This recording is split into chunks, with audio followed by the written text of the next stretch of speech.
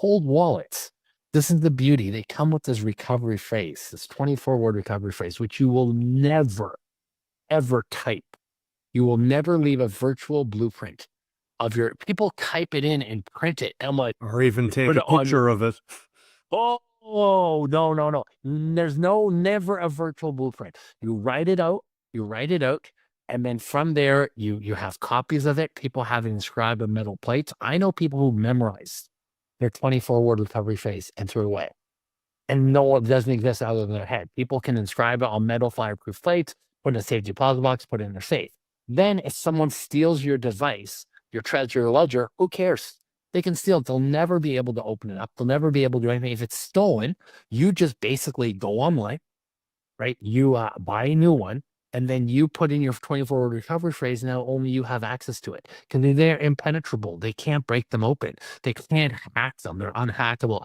As far as we know, based on the technology we have today, they've never been hacked. As far as I think they talk about them, but yeah, so these things are super cool. Now they're going to offer you the strange feature, which is you pass the monthly feature and we'll back up your codes. Don't do it. What are you talking about? Now they're going to have their codes backed up somewhere. It just, it is really crazy when I see this stuff. It's like, no, people take photos of what you're saying. People are trading on, anyways, don't give me about security. Just on that, Lots actually, of them. this is another kind of, it's different, but it's really the same thing.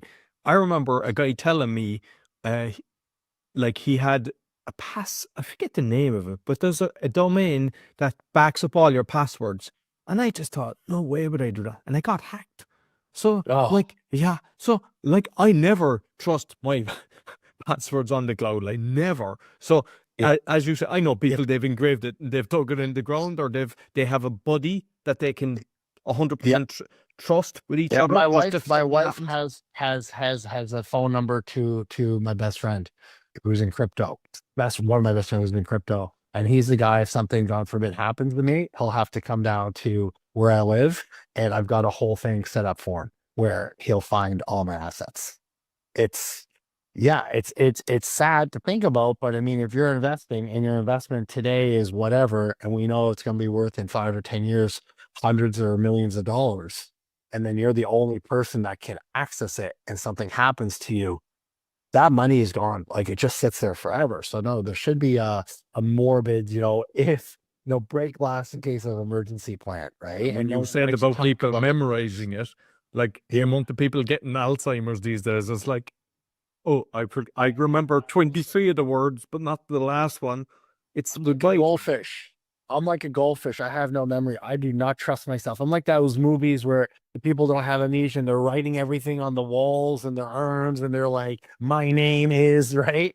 And that's pretty much me. And I do it in the secure fashion, but I trust myself. I don't trust my memory. But yeah, no security. Listen, for your listeners, if you're going to trade, if you're going to open up crypto, on your phone, you're going to put something called 2FAS, which is a two-factor authorization. There's many different ones. I use something called 2FAS. That's it. You're not going to open up an account on your phone. Everything else you do on a computer. You separate your phone and your computer. If you're going to open up a centralized exchange, there's multiple levels of security. Make sure you lock it down to the highest level of security. It's not hard to do, but it's easy when I can instruct you. But there are things you can do to prevent yourself. You don't trade on your phone. Phones are easily compromised. You take them with you all the time. So they're out everywhere connected to Wi-Fi. Don't trade on your phone. Don't trade. Just trade on your computer. And this is the whole thing. You're investing. You don't need to be on your phone while you're investing.